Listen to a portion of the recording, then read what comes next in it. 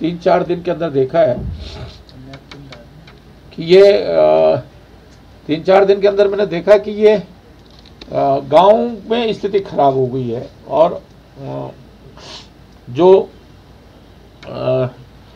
शहरों में तो तब भी मैं सोचता हूँ लोग संभल जा रहे हैं।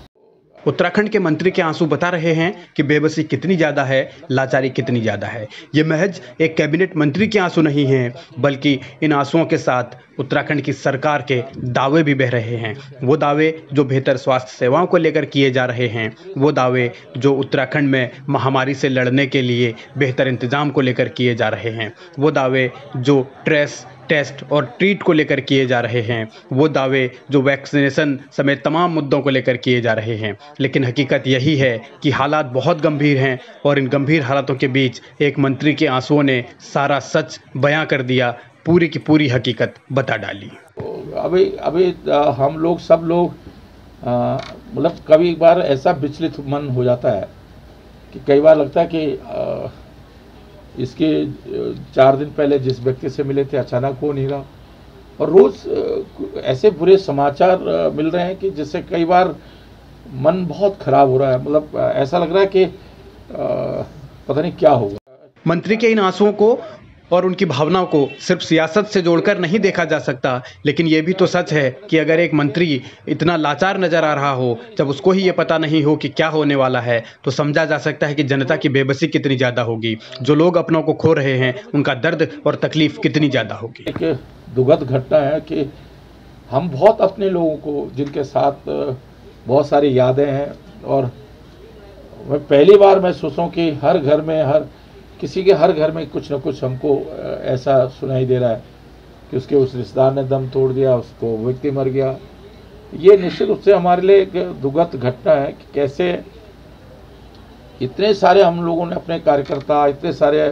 परिवार के लोग हमने खो दिए हैं। न चाहते हुए भी हरक सिंह रावत के आंसुओं ने सब कुछ बयां कर दिया है, वो सच्चाई बता दी है जो सरकार या दूसरे मंत्री छिपाने की कोशिशों में लगे हैं। यानी सरकार के स्वास्थ्य सुविधाओं को लेकर जो इंतजाम है वो पूरी तरीके से अब उनकी पोल खुल चुकी है और संकट सबसे ज़्यादा अब गाँवों की तरफ है और गाँवों में तो हालात ये हैं कि वहाँ लोगों को बुखार तक की गोली नहीं मिल पा रही, तो फिर वैक्सीनेशन को लेकर जो दावे किए जा रहे हैं उनकी भी पोल खुलना स्वाभाविक है, क्योंकि शहरों में ही लोगों को वैक्सीनेशन के लिए वक्त नहीं मिल पा रहा, स्लॉट नहीं मिल पा रहा। तो ये समझा जा सकता है कि अब जो सरकार कह रही है और जो कर रही है वो कितना ज़्यादा चुनौती वाला है। गांवों में जिस तरीके से संकट लगातार गहरा रहा है, केस लगातार बढ़ रहे हैं, टेस्टिंग की सुविधा नहीं मिल रही है, तो ये सबसे बड़ी चुनौती है कि देहरादून में बैठकर जो बातें कर दी जाती हैं तो उनका धारचूला या फिर पुरोला में कितना अमल होता है। ये मतलब क्या कह सकते हैं इसको, ऐसा ये ईश्वर, हम तो बद्री केदार से सीधे बोले बाबा से प्रार्थना कर रहे हैं, इससे कैसे उभरेगा, हम कैसे उभरेंगे, मुझे समझ में नहीं आ रहा है कि कैसे हम इससे उभरेंगे। सरकार महज भगवान भरोसे ही है, ये अब हरक सिंह रावत ने भी मान लिया है, लेकिन कहा यह जाता है कि जिम्मेदार लोगों की असल पहचान चुनौतियों के वक्त होती है, असल परीक्षा चुनौतियों के वक्त होती है। लेकिन यहाँ तो सरकार जब महामारी वाली चुनौती आई है तो उससे निपटने में बेबस नज़र आ रही है। ये अब सबसे बड़ा संकट इसी बात को लेकर है कि आखिर भरोसा किस पर किया जाए। लिहाजा राज्य की जनता को इस वक्त सावधानी बरतने की ज़रूरत है और सहयोग देने की ज़रूरत है ताकि इस महामारी का मिलकर मुकाबला किया जा सके।